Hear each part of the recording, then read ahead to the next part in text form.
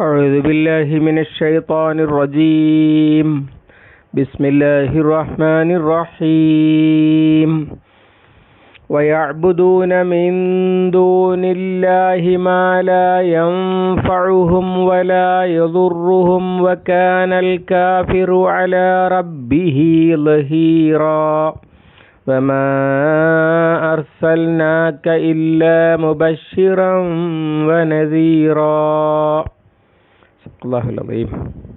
അൽ ഫുർഖാൻ 55:6.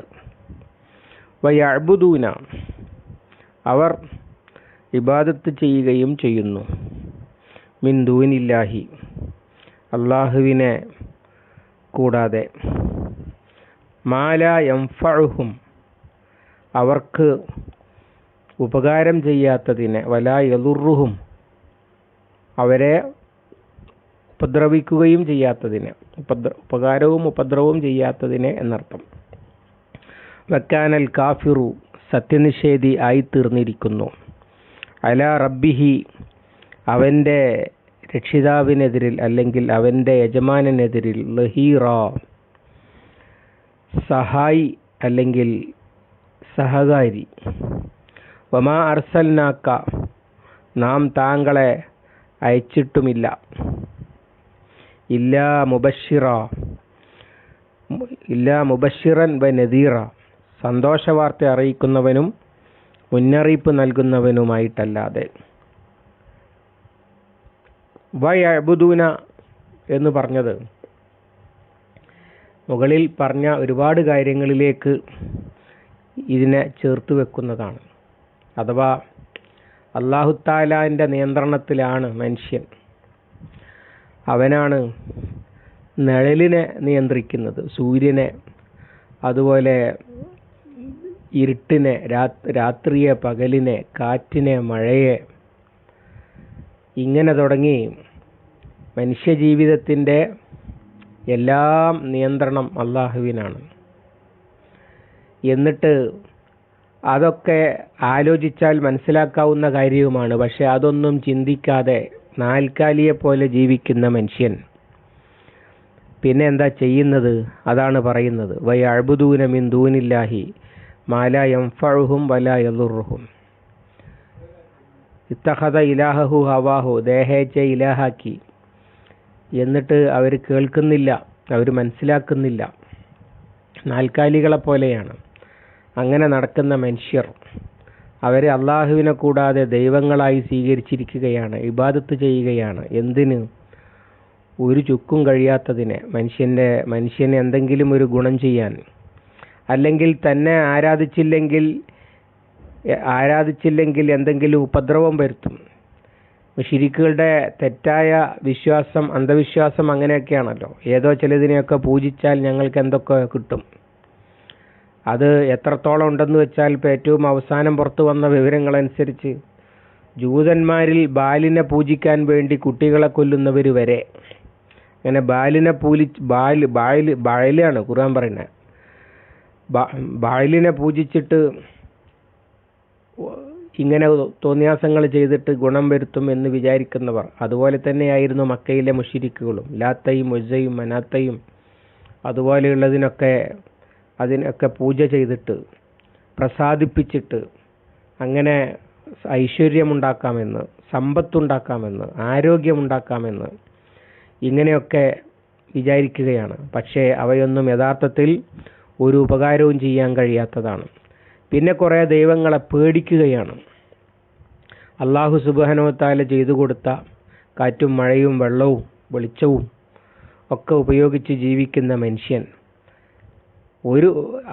അവനെ അംഗീകരിക്കാതെ, അല്ലെങ്കിൽ അവനെ പിണക്കിക്കൊണ്ട്, അവനെ അവഗണിച്ചുകൊണ്ട്, എന്നാൽ അവൻ്റെ തീരുമാനമില്ലാതെ ഒരു ഉപദ്രവവും ചെയ്യാൻ കഴിയാത്ത, സ്വന്തമായി ഒരു ഉപദ്രവവും ചെയ്യാൻ കഴിയാത്ത നിസ്സാരന്മാരായ അവൻ്റെ അടിമകളിൽപ്പെട്ട ചില വ്യക്തികളെയും ചില സങ്കല്പങ്ങളെയും ഒക്കെ അവയെയും ഇബാദത്ത് ചെയ്തുകൊണ്ടിരിക്കുകയാണ്.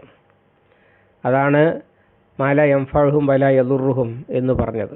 ഈ ദൈവങ്ങൾക്കൊന്നും ഒരു ഉപകാരമോ ഉപദ്രവമോ സ്വന്തം നിലയിൽ ചെയ്യാൻ കഴിയില്ല. എന്നാൽ അള്ളാഹു ചെയ്യുന്ന കാര്യങ്ങൾ മുകളിൽ പറഞ്ഞു.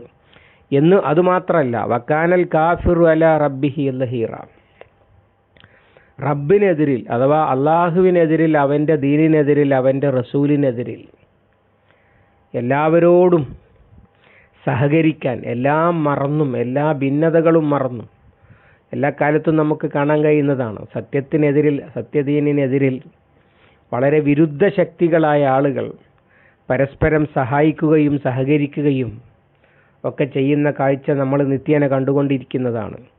ഇതുതന്നെയാണ് മക്കയിലുണ്ടായിരുന്നതും. പിന്നീട് ബദർ യുദ്ധത്തിന് വന്ന ആ ഗ്രൂപ്പിനെ നോക്കിയാൽ ഇത് വേഗം മനസ്സിലാകും.